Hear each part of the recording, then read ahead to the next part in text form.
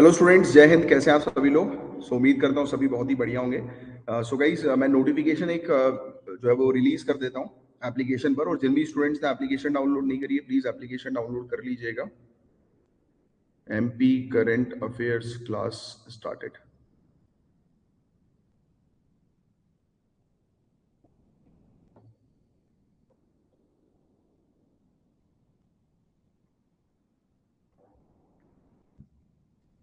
All right, so चलिए class को अपन करते हैं शुरू। 13 दिसंबर के करंट अफेयर्स हम लोग को कवर करने हैं। 11 और 12 के करंट अफेयर्स जस्ट अभी हमने कवर किए थोड़ी देर पहले। ऑल राइट, चलो let's start with the topic. और हमारी एप्लीकेशन है झांसर एकेडमी फॉर आईएएस नाम से, Google play store app store पर अवेलेबल है। सिविल सर्विसेज के काफी सारे कोर्सेज आपको यहीं पर डायरेक्टली मिल जाएंगे। तो चलो लेट्स स्टार्ट। तो सबसे पहले छत्तीसगढ़ से रिलेटेड एक न्यूज सामने हम लोग को देखने को मिल रही है। अब देखो, आपको थोड़ा सा ये पहाड़ी का नाम ध्यान में रखना है, शिशुपाल पहाड़ी। शिशुपाल हिल कहाँ पर है? छत्तीसगढ़ में है। तो इसको एक टूरिस्ट डेस्टिनेशन बनाया जा रहा है, पर्यटन स्थल के तौर पर इसको विकसित किया जा रहा है। छत्तीसगढ़ के चीफ मिनिस्टर भूपेश बघेल, इन्होंने अनाउंस किया है कि शिशुपाल जो पहाड़ी जो है महासमुंद डिस्ट्रिक्ट में हमें देखने को मिलती है, इसको एक टूरिस्ट डेस्टिनेशन डेवलप करेंगे। और इन्होंने ये भी कहा है कि एक इंटर स्टेट बस स्टैंड भी जो है वो बिल्डअप किया जाएगा। एक टैप वाटर स्कीम भी जो है उन्होंने लॉन्च करी यहाँ पर सराईपाली टाउन में, राइट। उनका ये भी कहना है कि भद्रा पॉन्ड जो है, एक हम लोग को भद्रा ये तालाब देखने को मिलता है, भद्रा तालाब। तो भादरा तालाब भी कहाँ पर है? तो ये छत्तीसगढ़ में, याद रखिएगा। और ये चीज, इसको भी अपग्रेड जो है वो किया जाएगा। यहाँ पर एक रूरल हाट मार्केट है, जैसे हाट लगता है ना, बाजार लगता है, तो उसको अपग्रेड किया जाएगा। इन्होंने एक नई बालोद, बालोद ही होगा, बालोद या बालोदा लिखा है, पर बालोद होगा पुलिस स्टेशन, जो कि 60 गांव को कवर करेगा, तो उसका भी उद्घाटन इन्होंने किया है। फिर गोवा से रिलेटेड एक न्यूज हम लोग को देखने को मिल रही है। तो गोवा होस्ट कर रहा है पहला फेस्टिवल पर्सन विद डिसेबिलिटी के लिए, जनवरी में होस्ट करेगा पर्पल फेस्ट। पहला हम लोग को इंक्लूसिव फेस्टिवल देखने को मिलता है गोवा के पर्सन विद डिसेबिलिटीज के लिए, और इसको ऑर्गेनाइज ये लोग करेंगे पंजिम के अंदर 6 से 8 जनवरी 2023 को। Goa state commission for person with disabilities को होस्ट कर रही है directorate of social welfare and entertainment society Goa के तहत। तो ये चीज आप थोड़ी सी ध्यान में रखिए। काफी सारे लोग पूरी कंट्री में से यहाँ पर आएंगे इस फेस्टिवल में पार्टिसिपेट करने। म्यूजिक कॉन्सर्ट होगा, डांस होगा, लाइव परफॉर्मेंसेज होंगी, स्टैंड अप कॉमेडी होगी, राइट। तो ये सब चीजें इस फेस्टिवल के दौरान होगी। Sporting events, blind car rally, bird watching, exhibition, तो ये भी इस फेस्टिवल का पार्ट है। लेटेस्ट एड और प्रोडक्ट्स, यानी कि पर्सन विद डिसेबिलिटी के लिए लेटेस्ट जो कुछ प्रोडक्ट्स हैं, तो वो भी दिए जाएंगे पर्सन विद डिसेबिलिटीज को। पर्पल फेस्ट जो है ये फ्री होगा गोवा के लोगों के लिए, स्टूडेंट्स के लिए जो पर्सन विद डिसेबिलिटीज हैं। रजिस्ट्रेशन फीस फेस्टिवल की जो है वो 1000 रुपए है, बाकी डेलीगेट्स के लिए, यानी कि पीडब्ल्यूडी के अलावा कोई और आना चाहे तो उनको 1000 रुपए देकर एंट्री मिलेगी। ठीक है।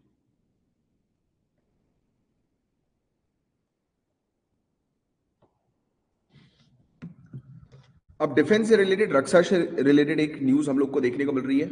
आईएनएस मोरमुगांव, तो इसको मुंबई के अंदर शामिल कर लिया गया है 19 दिसंबर को। तो इंडियन नेवी की लेटेस्ट इंडिया में बनाई गई स्टेल्थ डिस्ट्रॉयर मोरमुगांव, तो इसको कमीशन किया गया है, इसको शामिल किया गया है मुंबई में। आईएनएस मोरमुगांव आपको जो है वो मुंबई के अंदर अब खड़ी हुई देखने को मिलेगी। Surface to surface BrahMos missile भी इसके अंदर है, और Barak 8 long range surface to air missile भी है। इसको Mazagon dock ship builder limited के द्वारा बनाया गया है। प्रोजेक्ट 15B डिस्ट्रॉयर का ये पार्ट हमें देखने को मिल रहा है, या फिर विशाखापट्टनम क्लास प्रोजेक्ट का ये पार्ट है। 72% इसके अंदर इंडिया में बनाए गए प्रोडक्ट शामिल हैं। और शिप जो है इसके अंदर बताया जा रहा है कि 312 लोग इस शिप में रह सकते हैं, और 4000 नॉटिकल माइल्स की दूरी पर ये ऑपरेट जो है वो कर सकती है।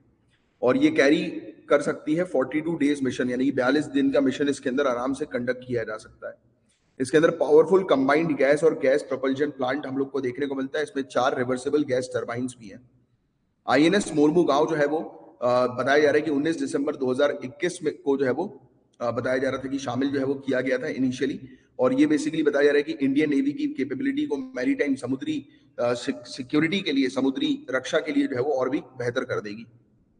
और बताया जा रहा है कि गोवा का आजादी दिवस जो था, गोवा लिबरेशन डे जो था, जो 29 दिसंबर को जो है वो पड़ा था, 19 दिसंबर को जो है वो पड़ा था, तो उसके एक दिन पहले ही इस शिप को जो है वो शामिल कर लिया गया था। आईएनएस मोरमुगांव का नाम जो है वो मोरमुगांव सिटी एक हम लोग को देखने को मिलती है साउथ गोवा में, उसके नाम पर रखा गया है।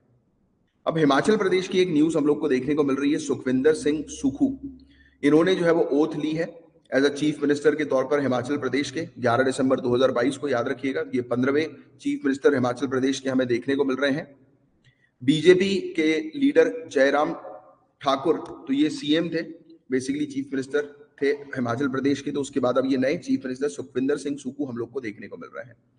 जो गवर्नर है राजेंद्र विश्वनाथ अरीलकर, राइट, तो इन्होंने भी शपथ जो है वो दिलवाई है। और आपको पता है कि चीफ मिनिस्टर की शपथ कौन दिलवाते हैं? गवर्नर। मुकेश अग्निहोत्री ने भी शपथ ली है as a deputy chief minister के तौर पर हिमाचल प्रदेश के। और हिमाचल प्रदेश असेंबली इलेक्शंस के दौरान कांग्रेस पार्टी ने मेजोरिटी जीती थी, 40 सीट इन्होंने जीती थी, और 6 और सीट जो है वो इनको रिक्वायर्ड थी, यानी कि 68 मेंबर की हाउस के अंदर 34 सीट्स, ठीक है, मैंने कि 6 सीट ज्यादा इनको मिल गई है, 34 सीट की इनको आवश्यकता थी, 6 सीट्स और इनको मिल गई है। गुजरात से रिलेटेड न्यूज हम लोग को देखने को मिल रही है। गुजरात के सीएम के तौर पर भूपेंद्र पटेल हम लोग को देखने को मिल रहे हैं, इन्होंने शपथ ली है, लगातार दूसरा इनका टर्म है भूपेंद्र पटेल का। तो गवर्नर आचार्य देवव्रत, इन्होंने जो है वो 18वें चीफ मिनिस्टर गुजरात की शपथ दिलवाई। पटेल जो है वो 17वें चीफ मिनिस्टर हम लोग को गुजरात के देखने को मिल रहे हैं 13 सितंबर 2021 से। और गुजरात के असेंबली इलेक्शन हुआ था 2022 का, जिसमें बीजेपी ने जो है वो लगातार 7वीं बार जो है वो जीत यहां पर हासिल करी है। बीजेपी का वोटिंग शेयर 52.5% था। बीजेपी ने 156 सीट जो है वो जीती है 142 सीटों में से। पटेल ने अपना खुद का रिकॉर्ड जो है वो फिर से ब्रेक कर दिया, राइट। और घाट लोडिया कॉन्स्टिट्यूएंसी थी इनकी, यहां से इन्होंने बहुत ह्यूज नंबर ऑफ सीट्स जो है वो जीती हैं, वोट्स यानी कि गैदर किए हैं। स्पोर्ट्स से रिलेटेड न्यूज हम लोग को देखने को मिल रही है। ईशान किशन, ये चौथे इंडियन बन गए हैं जिन्होंने डबल सेंचुरी जो है वो लगाई है वनडे इंटरनेशनल क्रिकेट के दौरान। और ये 9th batter to score a double, यानी कि 9वें पर्सन देखने को मिल रहे हैं जिन्होंने ये डबल सेंचुरी जो है वो वनडे इंटरनेशनल क्रिकेट में लगाई है। ईशान किशन की बात करें तो 210 रन इन्होंने बनाए थे मात्र 131 बॉलों में, और 24 बाउंड्रीज इनकी थी, और 10 छक्के इन्होंने जो है वो लगाए थे। और मैच जो था वनडे इंटरनेशनल मैच बांग्लादेश के अगेंस्ट था, और चित्तागोंग पे हम लोग को देखने को मिला था। और ये यंगेस्ट और फास्टेस्ट क्रिकेटर हम लोग को देखने को मिल रहे हैं जिन्होंने डबल सेंचुरी लगाई है वनडे इंटरनेशनल में। रोहित शर्मा तो आप जानते हैं इन्होंने 3 डबल सेंचुरीज भी लगा चुकी हैं। वीरेंद्र सहवाग, सचिन तेंदुलकर ने भी डबल सेंचुरी स्कोर किया था वनडे इंटरनेशनल में। अंडमान एंड निकोबार आइलैंड से रिलेटेड ये न्यूज हम लोग को देखने को मिल रही है। तो केंद्र सरकार ने डिसाइड किया है कि 21 अनइनहेबिटेड आइलैंड जो union territory Andaman and Nicobar की हमें देखने को मिल रही है, यानी कि 21 ऐसे आइलैंड जहां पर कोई नहीं रहता। तो केंद्र सरकार ने डिसाइड किया है कि अंडमान और निकोबार आइलैंड के जो 21 आइलैंड है जहां पर कोई भी नहीं रहता, राइट, तो उसका नाम जो है वो परमवीर चक्र के नाम पर रखा जाएगा, यानी कि 21 आइलैंड का नाम परमवीर चक्र जिन लोग को मिला है तो उनके नाम पर रखा जाएगा। 16 आइलैंड जो है वो हम लोग को नॉर्थ में देखने को मिल रहे हैं और मिडिल में देखने को मिल रहे हैं, और 5 आइलैंड हम लोग को साउथ अंडमान में देखने को मिल रहे हैं। और आइलैंड का नंबर है INAN 370 नॉर्थ और मिडिल अंडमान का, और इनका नाम जो है वो मेजर सोमनाथ शर्मा के नाम पर रखा गया है, और ये अब सोमनाथ द्वीप के नाम से जाना जाएगा। फिर मेजर सोमनाथ शर्मा जो है वो पहले रेसिपिएंट रह चुके हैं परमवीर चक्र के, यानी कि पहला परमवीर चक्र मेजर सोमनाथ शर्मा को मिला था। और इनको जो अवार्ड दिया गया था ये बैटल ऑफ बडगाम के दौरान इन्होंने अपनी जान जो है वो गवाई थी, शहीद हुए थे, तो उसलिए इनको दिया गया था। और एक और आइलैंड हम लोग को देखने को मिल रहा है जिसका नाम करण सिंह द्वीप जो है वो रखा गया है कैप्टन करण सिंह जी के नाम पर। कैप्टन करण सिंह जी जो है इनको भी परमवीर चक्र जो है वो मिल चुका है, और ये बेसिकली बताया गया था जम्मू एंड कश्मीर के दौरान जो है वो एक गांव की रक्षा की थी इन्होंने। एनवायरमेंट और इकोलॉजी की बात करें तो अब पर्यावरण और पारिस्थितिकी से रिलेटेड एक न्यूज है।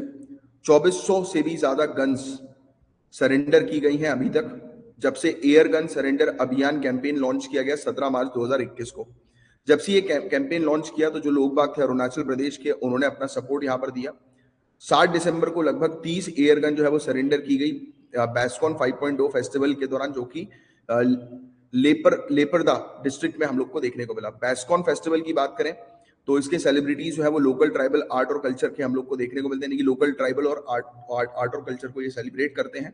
और गालो ट्राइब अरुणाचल प्रदेश के, देखो कभी कभी ये क्वेश्चन भी आ सकता है कि गालो ट्राइब कहाँ की है, तो आपको ध्यान में रखना है Arunachal Pradesh. Department of forest environment जो गवर्नमेंट ऑफ अरुणाचल प्रदेश का हमें देखने को मिलता है, इन्होंने एयर गन सरेंडर अभियान शुरू किया। तो कभी कभी क्वेश्चन ये भी आ सकता है कि एयर गन सरेंडर अभियान अभी रिसेंटली किस स्टेट ने शुरू किया? अरुणाचल प्रदेश ने।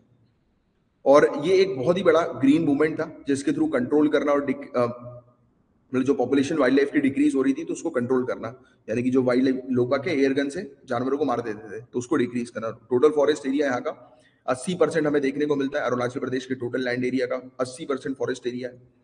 500 अलग अलग प्रकार की प्रजाति फूल और पशुओं की हम लोग को यहाँ पर देखने को मिलती है, प्लांट और एनिमल की, फ्लोरा और फौना की।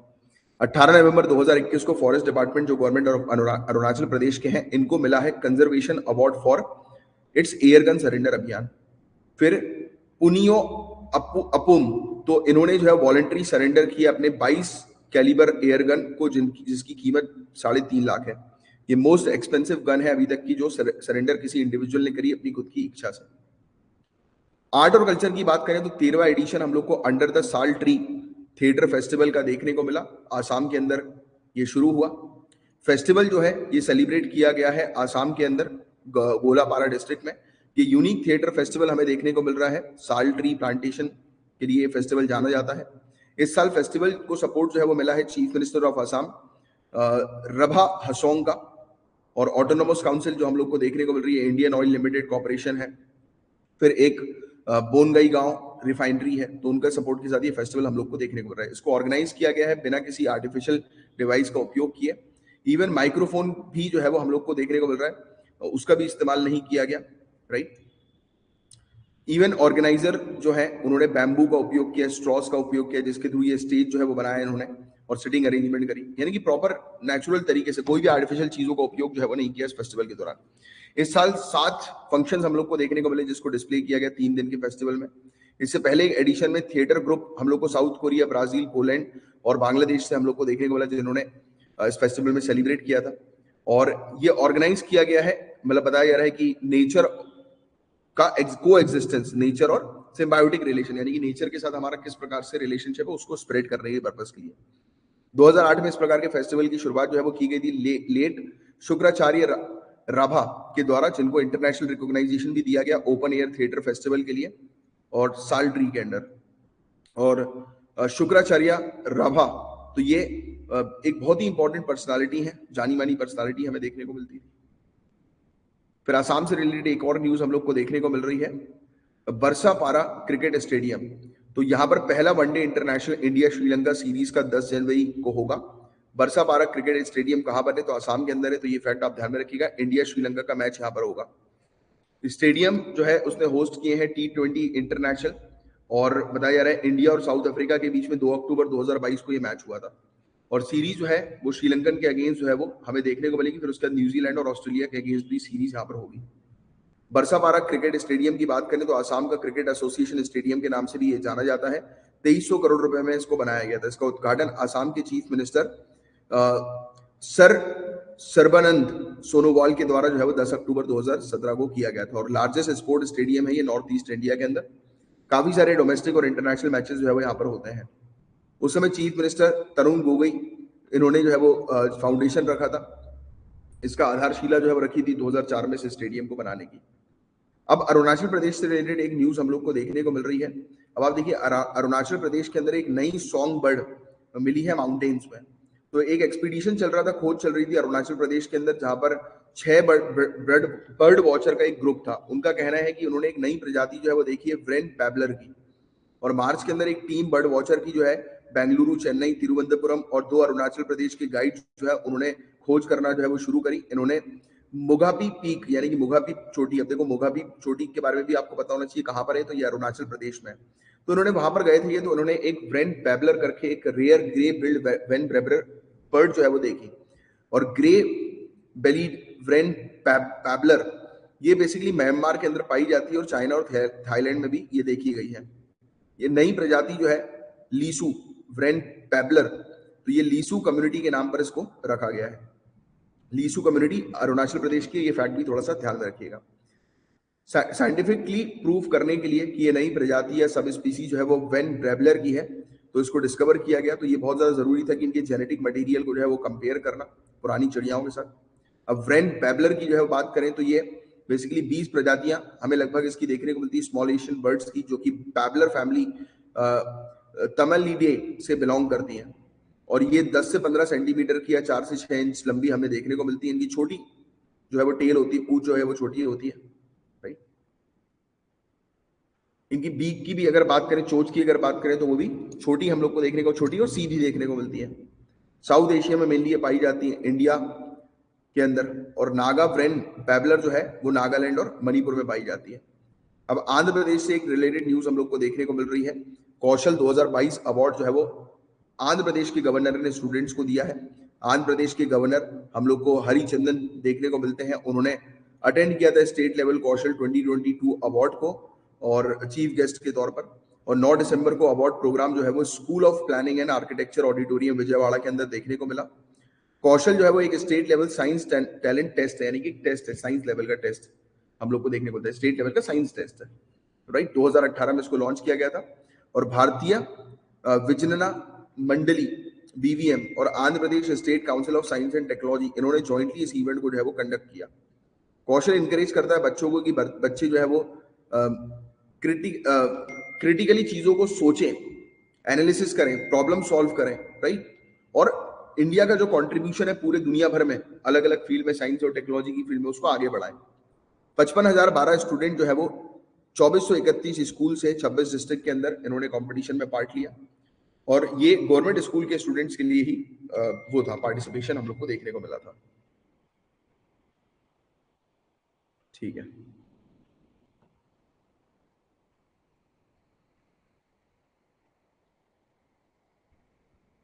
एक मिनट रुकना।